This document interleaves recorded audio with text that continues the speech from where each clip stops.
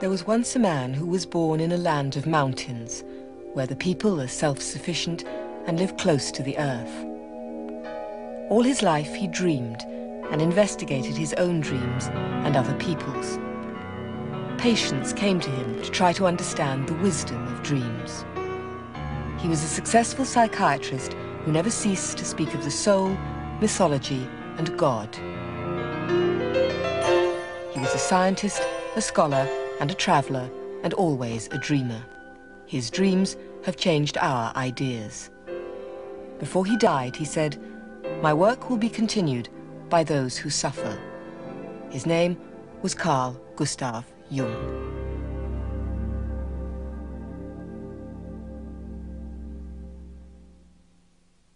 The American psychoanalyst Dr. Joseph Henderson first met Jung in the 1930s. It was more wonderful than I had expected even. A wonderful man to work with. Tremendous experience to work with, to meet Jung. It's almost impossible to describe what that was like. A kind of union of a Swiss peasant and a scholar and something more, of a more spiritual nature. It describes a man that technically should not exist, but did. We all dream, just as we all breathe. Throughout history, humankind has been intrigued by dreams and woken by nightmares. More than any man or woman before him, Carl Jung worked to understand where dreams came from and what meaning or purpose they had. Jung's task was immense, to define and understand the conscious and unconscious human personality. The whole personality of man is indescribable. His consciousness can be described. His unconscious cannot be described, because the unconscious, as I must repeat myself, is always unconscious. And is really unconscious. It really does not know it. Does not know about it. And so we don't know our unconscious personality. We have hints. We have certain ideas, but we don't know it really. Nobody can say where man ends.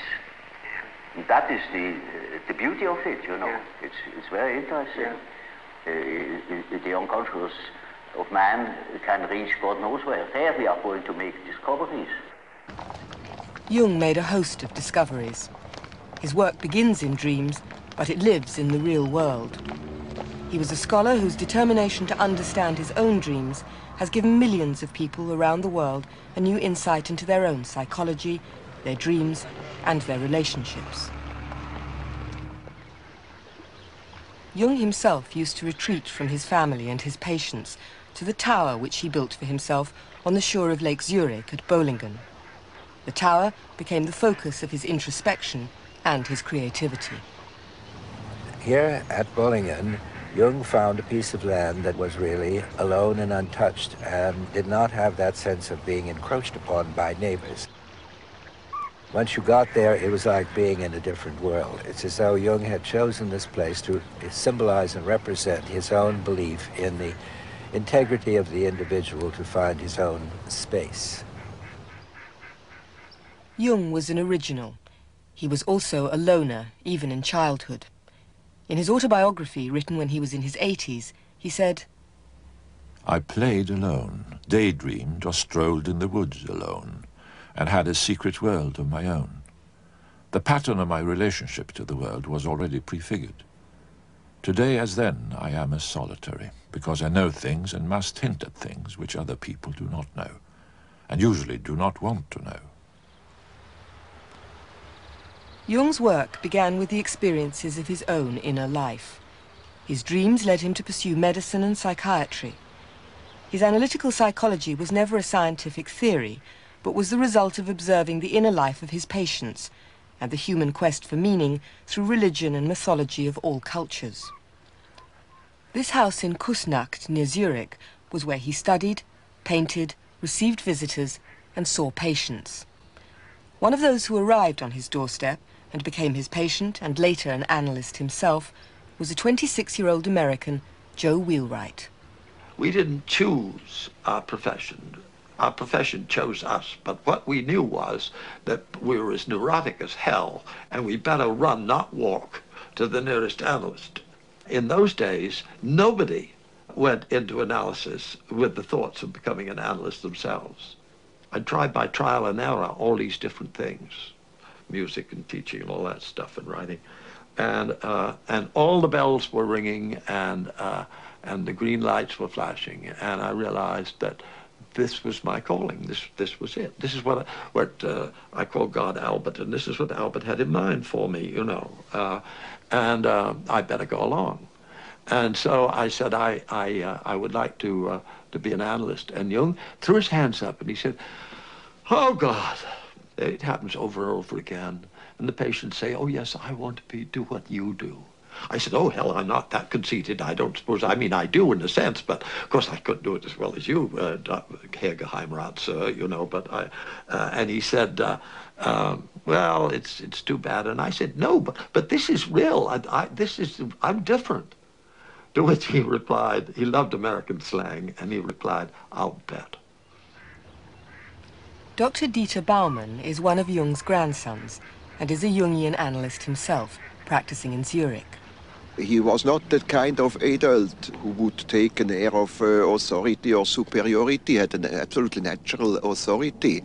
But he also initiated me as a boy, you know, as a 10-year-old or 11-year-old boy or so. He initiated me to drinking and to smoking. Yeah. I mean, yeah, he was that way. In a bad mood, he could be quite unpredictable and rather frightening because he had a way of losing his temper about certain things that you had no way of understanding. But as soon as he had let himself go and expressed his anger or distress or whatever it was, he then immediately got to work to find out what was behind it. And out would come something usually very helpful and curative both for him and for the situation. From his earliest childhood, he memorized and explored his own dreams and fantasies. He thought it was worth knowing what dreams were and what useful information they might contain. He was the first modern psychologist to believe that dreams were creative and relevant in understanding events in our real life. Before going to Basel University, Jung was torn between studying archaeology and anthropology or the sciences. He allowed his conviction in the wisdom of dreams to decide.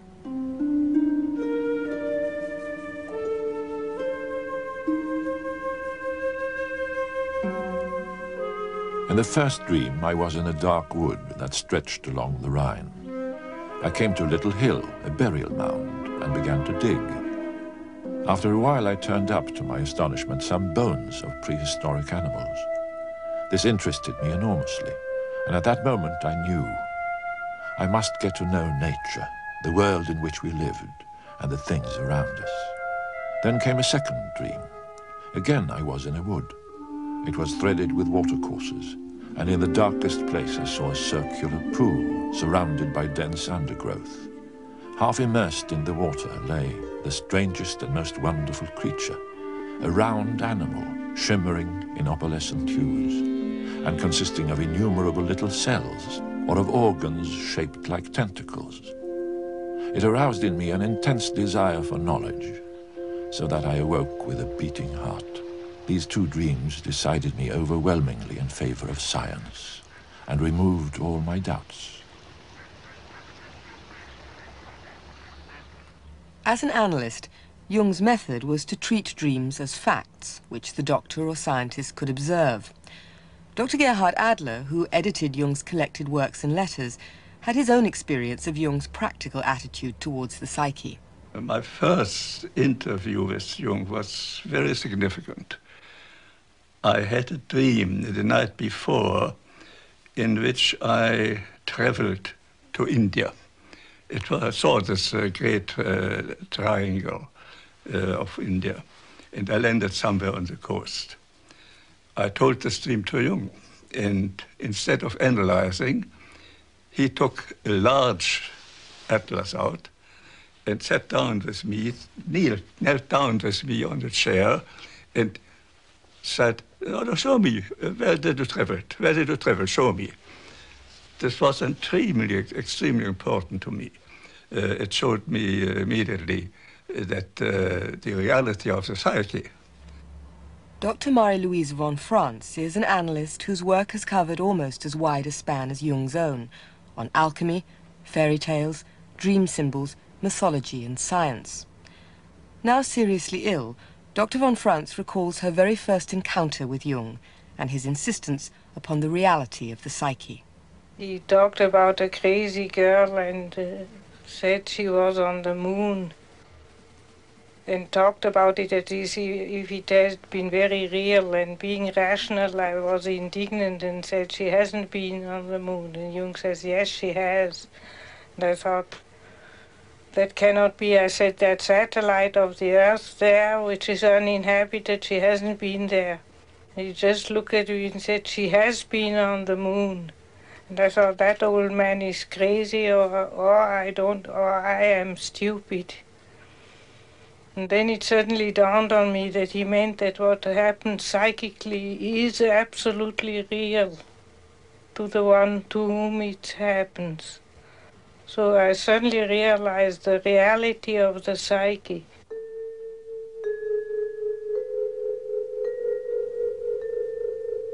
The girl was 18 years old and came from a cultivated family. At the age of 15, she had been seduced by her brother and abused by a schoolmate. From her 16th year on, she retreated into isolation. She told me that she had lived on the moon. As a result of the incest, she felt humiliated in the eyes of the world, but elevated in the realm of fantasy. The consequence was complete alienation from the world, a state of psychosis. She became extra-mundane, as it were, and lost contact with humanity.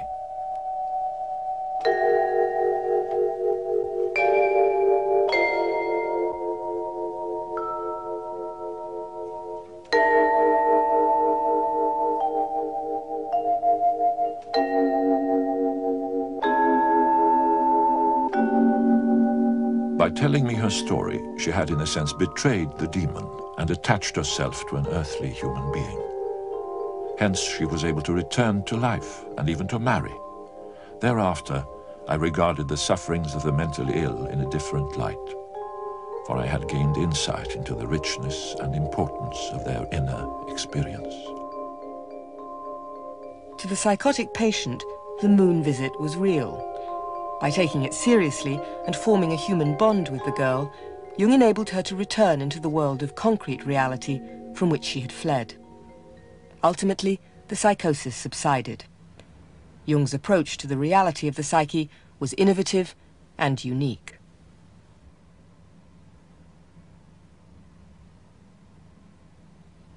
Jung was a typical Swiss citizen at heart, happiest among the lakes and mountains.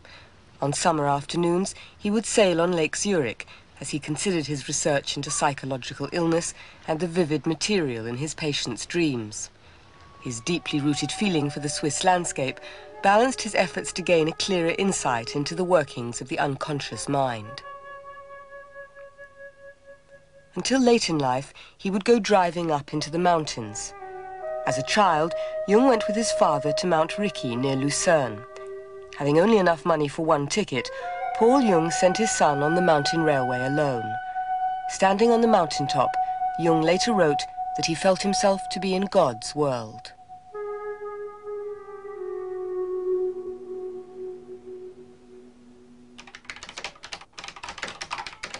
The reality of the psyche underpinned all Jung's work, and such was its impact that it brought new words into our everyday language. It was Jung who first used the terms extrovert and introvert, and the word persona for the mask which hides our true self. He coined the word synchronicity for his theory of meaningful coincidence. With Freud, he alerted us to our complexes and made us aware of an unconscious dimension beneath concrete experience. He defined the unconscious thus. Everything of which I know, but of which I'm not at the moment thinking. Everything of which I was once conscious, but have now forgotten. Everything perceived by my senses, but not noted by my conscious mind. everything which involuntarily and without paying attention to it, I feel, think, remember, want and do. All future things that are taking shape in me and will sometime come to consciousness. All this is the content of the unconscious. The research comes to the question of the unconscious. There things become necessarily blurred, because the unconscious is something which is really unconscious. And so you have no object, you see nothing. No. You only can make inferences, you know. And so we have to create a model of this possible structure of the unconscious, because we can't see it. To this end, Jung developed the word association test, the most familiar of all psychological testing devices, which provided a means of locating what he chose to call a complex. Kopf. House. The test requires the patient to say a word in immediate response to the doctor's stimulus word. The speed of response and the patient's pulse and respiration were measured at the same time. Jung's innovation was to consider why some test words cause patients to hesitate or to become anxious. And then I began to study these places in the experiment where the attention or the capability, apparently, of the test person began to waver or to disappear. And I found soon out that it is matter of intimate personal affairs people were thinking of, or which were in them, even if they momentarily did not think of them, when they were unconscious, with other words, that nevertheless an inhibition came from the unconscious and hindered the expression in speech. That's exactly the beginning of the whole development of Jungian psychology, when he did this word association test and discovered that there were strange interferences from somewhere else or somebody else in the way in which we try to react, to answer. And therefore he began to call this a complex. Fenster. Often. Much of what we had hitherto regarded as senseless was not as crazy as it seemed. More than once I have seen that even with such patients, there remains in the background a personality which must be called normal. It stands looking on, so to speak. Arm. Dr. Jeffrey Satinover is a psychiatrist and Jungian analyst in Stamford, Connecticut in the United States. With computer technology, he can measure the functioning of the brain far more precisely than Jung was able to do 80 years ago. His use of visual or verbal stimulus and an electronic picture of the brain's response, timed in microseconds, represent a high-technology descendant of Jung's word association test.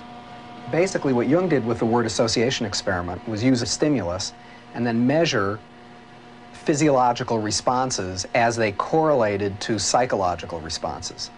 So at the same time that he was taking careful note of the patient's associations, the thinking that was taking place cognitively, he was also observing pulse, respiratory rate, the volume of blood in the finger, and skin conductivity, all of which are essentially measures of anxiety. He didn't conceptualize it that way at the time, but basically what he was doing was identifying the physiological components of an anxious reaction. Yes, that's right. The polygraph or lie detector test is also derived from Jung's pioneering work. The word association test conclusively identified the existence of an unconscious voice, separate from a person's conscious mental processes. What it reveals is that the physiology of the individual is a separate entity from the ego. So it's as though a second personality is standing behind me when I'm taking the lie detector test. And you ask me a question that I don't want to acknowledge, and I'll say no, and the man standing behind me will say, oh yes. That's what the physiological response does. So it tells us just in irrefutable terms, that there is a second entity, a second psychic center in the human psyche, and it's interested in truth.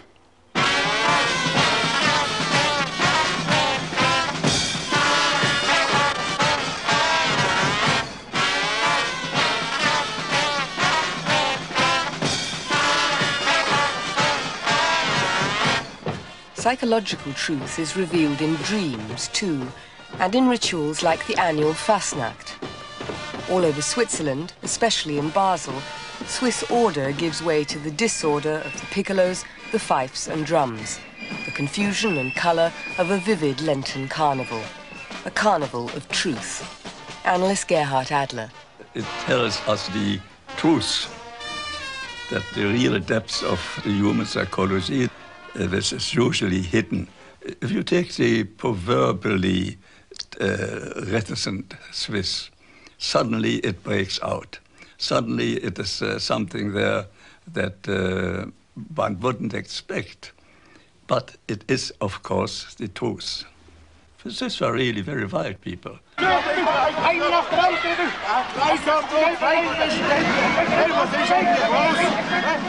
For the proverbially reticent Swiss, Fastnacht is a license for misbehavior. Jung first encountered Fastnacht as a medical student in Basel, and later took some of his friends and pupils to witness firsthand this eruption of the national unconscious, revealing perhaps the true identity of the Swiss. Well, true identity in the unconscious sense, they had a side to themselves or a layer to themselves, which usually didn't come out. And it wasn't this orgastic experience of the wild Fastnacht, where they could let themselves go.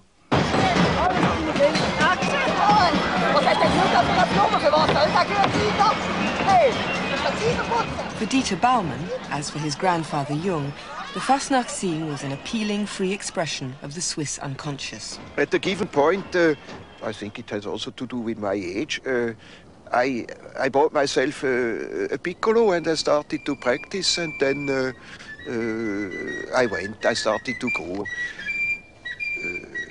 I like the music and the whole love and skill and pain people take to create Fastnacht. In Basel, dozens of studios are devoted to the painstaking craft of styling and painting new masks each year. Jung made the psychological observation that in daily life, in every culture, people wear a kind of mask, which he called our persona. The original meaning of the Latin word persona was an actor's mask. So the persona is partially the result of the demands society has. And on the other side, it is a compromise with what one likes to be, or with what, or as one likes to appear. Say, yeah. Now, this is not the real personality, in spite of the fact that people will assure you that that is all quite real and quite honest. Yet it is not. Now, such a performance, or say, the performance of the persona is quite all right, as long as you know that you are not identical with the way in which you appear. A ritual like Fastnacht allows the unconscious truth of the individual personality to emerge. At Fastnacht, everyone is masked. In their masks, they may insult their friends or colleagues by telling them the kinds of truths which for the rest of the year they might suppress. It is the opposite of the mask which we normally wear in order to take our place in the world. We were masked all the time, and we had to get behind the mask. We had to realize that we had the mask. Persona was also, on the other hand, something necessary, because we can't jump with our true being at everybody. We have to be careful. When Jung's party visited Basel, they got up at 3 in the morning to witness the Morgenstreik. As 4 o'clock approaches, in the February cold, all the streetlights are turned out, and as the cathedral bells strike the hour, lanterns are lit, the bands begin to march and to play their fife and drums. With each band clashing against the others, the traditional pagan music drowns out the cold, and the lanterns swirl their satire in the darkness. This is the Morgenstreik, which ushers in 3 days of Fastnacht revelry.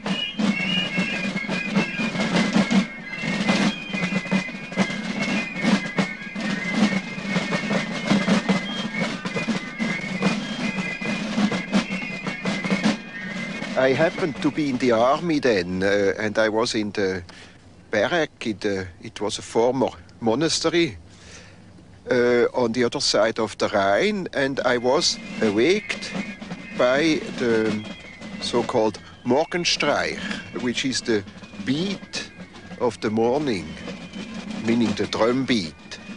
And I went to the window, and in the distance I saw the middle Rhine bridge, and on the bridge these circulating lights which went from one side to the other and vice versa. Very, do you say eerie, or is that the word? Like elves coming out of the ground of the town, and it was drums and fifes and these lights, these spirits.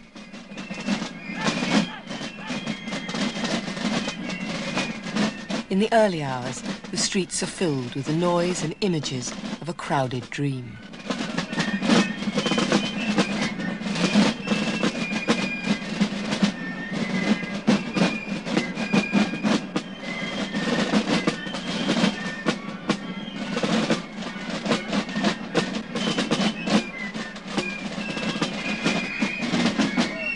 As day breaks, the masks and costumes can be seen more clearly.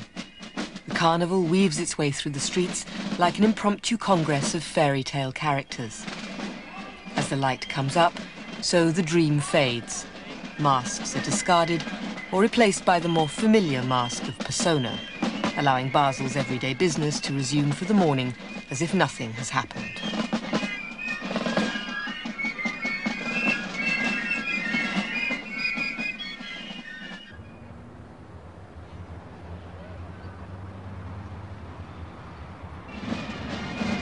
The Fastnacht main parade invades the streets later in the day. There are marching bands playing what is called googie music, a raucous brass cacophony played deliberately out of tune. The participants belong to cliques, which every year decide upon a theme for their masks, their lanterns, and the huge heads which lead the bands through the streets.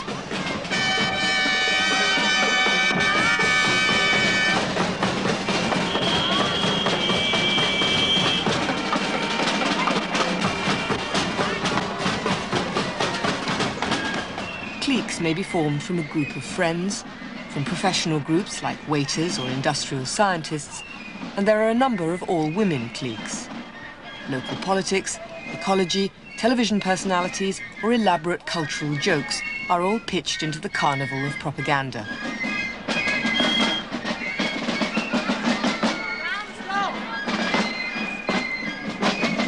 What is particularly interesting, I think, about the Basler Fasnacht is that there are so many so-called Wackis. The figure of the Wackis is the Alsatian peasant. They have a very earthy character, I should say, and very funny and, of course, very grotesque. And I have the impression nature here reminds psychically that actually we are peasants and should take care of the earth. To Jung's grandson, Dieter Baumann, the Wackis reflect a lost sense of connection to the environment. To Jung, such ritualized performance expressed the true primitive unconscious beneath the technocratic persona of Switzerland and of Basel. It is the spirit of the dead who become alive again. It's the ancestral spirit. One cannot really explain it, but an aspect is certainly that the unconscious comes out, and on one hand it is a reconnection with the heathen past and with the natural past, and I think the Fasnacht is an unconscious religion.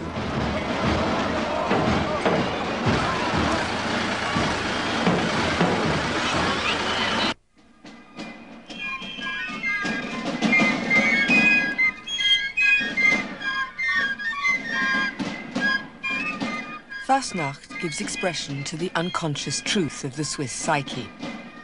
Unconscious religion is a theme which became prominent in Jung's ideas in later life. By the time Jung had completed his studies in Basel, he had himself experienced the reality of the unconscious psyche and the independent energy of dreams. Jung began his professional career in 1900.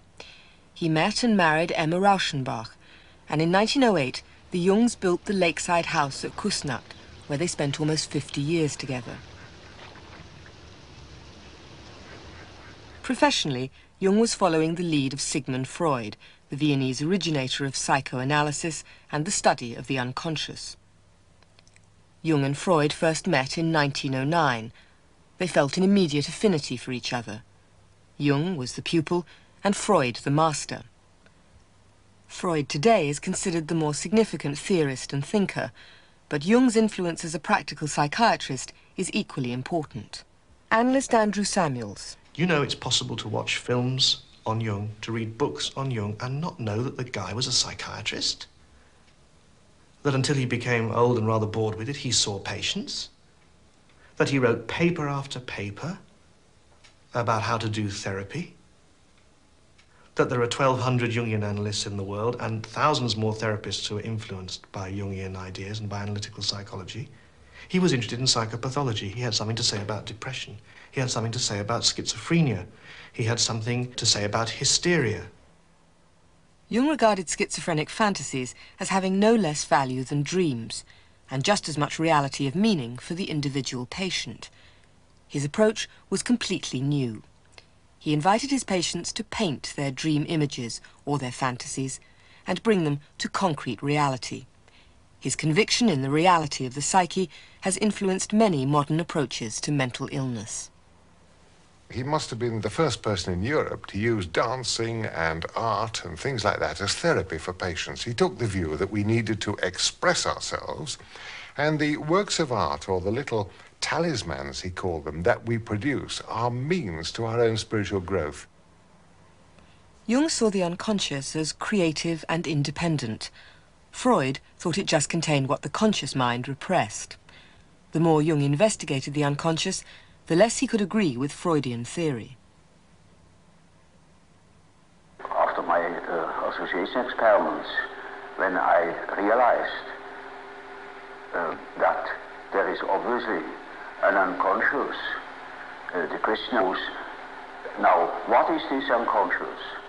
Does it consist merely of rests, of remnants, of conscious activities, or are there things that are practically forever unconscious? In other words, is the unconscious a factor in itself? And I soon came to the conclusion that the unconscious must be a factor in itself, because I observed time and again that, for instance, dreams or schizophrenic patients' delusions and fantasies contain the motives which they couldn't possibly have acquired in our surroundings. Jung and Freud were very different men, with different approaches. Their split followed Jung's most original and controversial discovery, that of the collective unconscious, an idea which, characteristically, he deduced from a dream.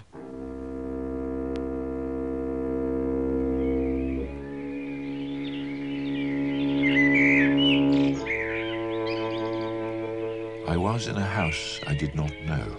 It was my house. In the upper story, there was a kind of salon furnished in Rococo style.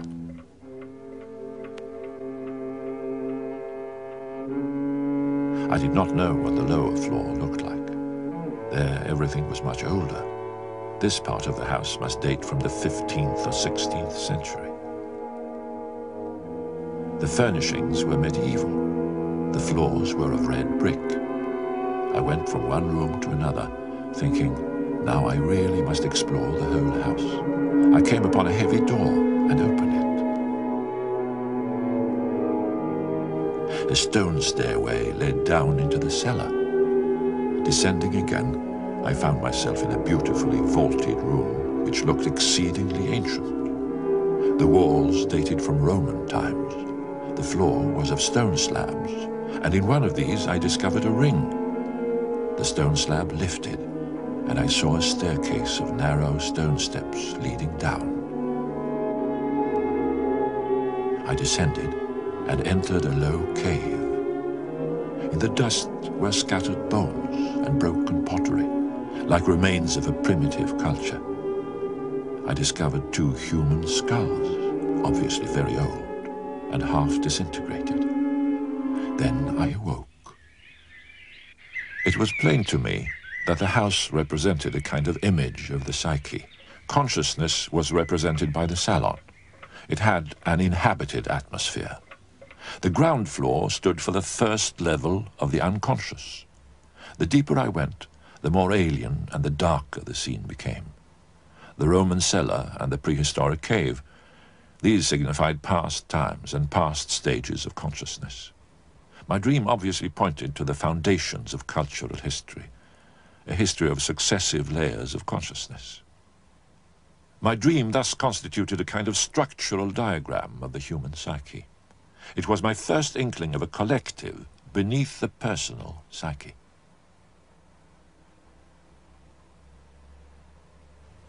To Jung's followers, his discovery of a collective unconscious is critical.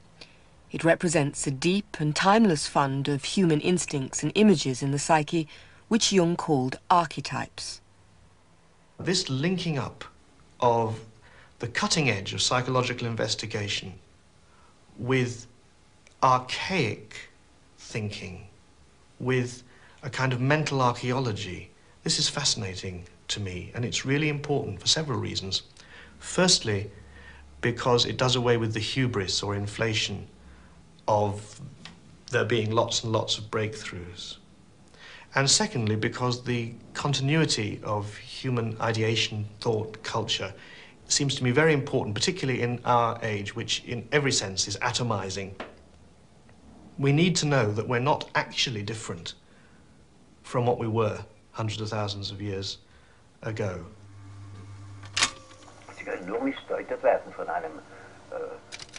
The instincts and archetypes together form the collective unconscious. I call it collective because, unlike the personal unconscious, it is not made up of individual and more or less unique contents, but of those which are universal and of regular occurrence. After the split with Freud, Jung experienced a profound psychological turmoil, which he called his confrontation with the unconscious. Dr. Adolf Guggenbull Craig. When he died, I think there was a leading article in one of the American journals who said he was actually psychotic, or they said he was a man who was schizophrenic and cured himself. Jung resigned his hospital job. He was confronted by overpowering dreams and visions, and he struggled to express the images of his own unconscious in painting, sculpture, and word. Jung, who was never himself analyzed, now began 4 years of intense self-analysis. You can only deal with the unconscious by images, and he had a great gift to deal with images, but there is no special method. I mean, you could ask, was there any special method by which Dante was able to walk through hell and purgatory and heaven? There was no method, he just was able to do it. By 1920, the crisis had passed. Jung emerged to undertake 40 years of study, writing, and working with patients. He began to consider how the rift which arose between himself and Freud was attributable to their different character or type, and how people's psychological outlook in general could be defined. In 1921, Jung published Psychological Types. I've never known anything that was as illuminating as that book was. Suddenly we got tools to work with.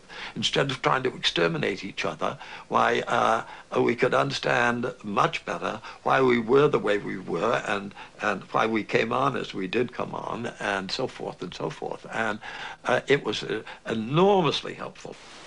Oh, it was a revelation. It was absolutely revolutionary in our lives. Jo and Jane Wheelwright were both patients of Jung, and both became analysts. More than 50 years ago, Jung's English assistant gave Jo Wheelwright a copy of Psychological Types, the work which gave us the terms introvert and extrovert, and the 4 psychological functions. Jung defined 4 main types from his observations of patients, friends and colleagues: thinking, feeling, sensation and intuition. Well, there is quite a simple explanation of these terms, and it shows at the same time how I arrived at such a typology. Namely, sensation tells you that there is something.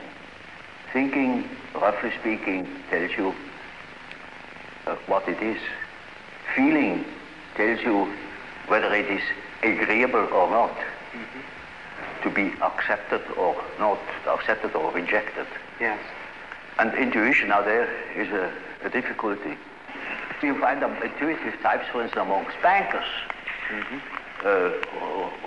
Wall Street men. Yeah. They follow hunches, you know, gamblers of all descriptions. Yeah. You find the type very frequently among doctors because it helps them in their prognosis.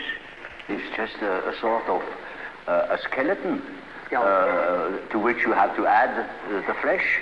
And so it is a means to an end. It only makes sense, such a scheme, when you deal with practical cases. The Wheelwrights themselves are a vivid illustration of Jung's theory of types, and of his view that opposite types attract and then get into conflict.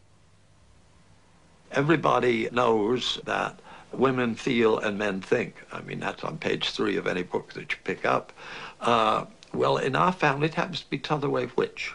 I can't think my way out of a paper bag, and my wife has an absolutely first-class mind. Women are supposed to feel, and men are supposed to think. Jo did the feeling, and I did the thinking, until we were upside down. Tell me what Jung's theory of typology has meant to you in a personal way. Well, I'm an introvert, and I'm a sensation type. What does that mean exactly? Sensation means facts. It's got to be a fact. You can't fool around with it. You've got to nail it down. It's got to be black and white.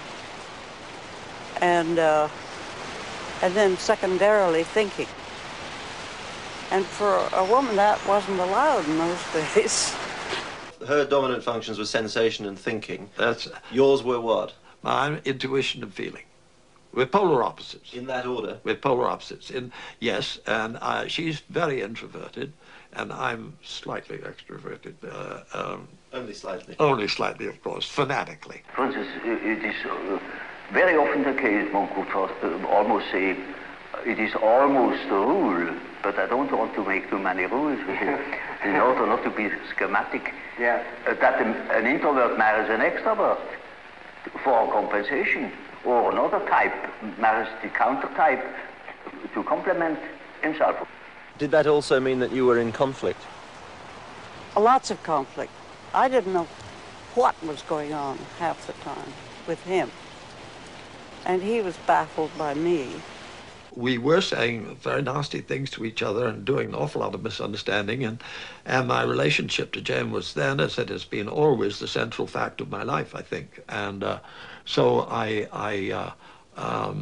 wanted to do something about it.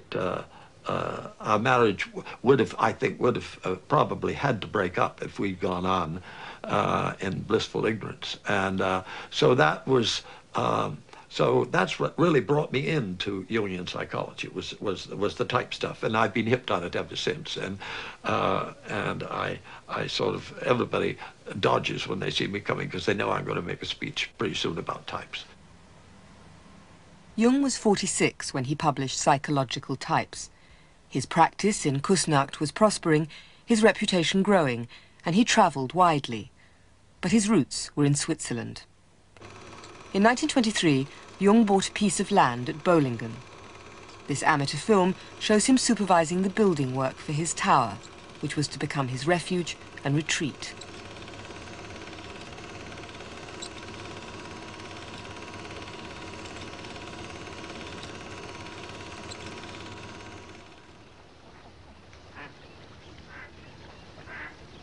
Jung's classical scholarship and his skills as a craftsman left their mark on the tower, giving shape and expression to images and symbols from his own dreams and his fertile unconscious. In later life, Jung immersed himself more and more in his own inner life at Bolingen, where he found a deep spiritual peace.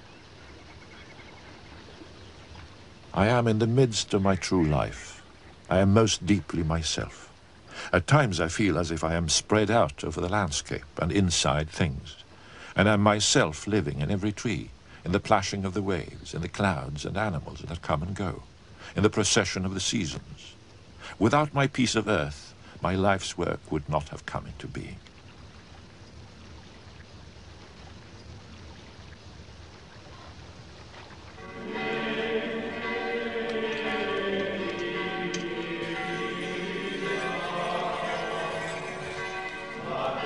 Jung's father was a Protestant minister, and Jung himself found religion to be an inescapable reality of the human psyche. A few miles from Bolingen stands the Benedictine monastery of Einsiedeln, with its mysterious Black Madonna. Jung was a practical scientist who regarded the soul and the spiritual as realities of inner experience.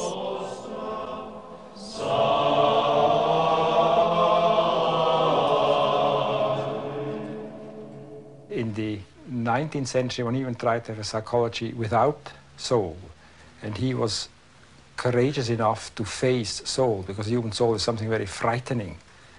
And what made him was that he was maybe frightened too, but able all the same to face it, to face psyche.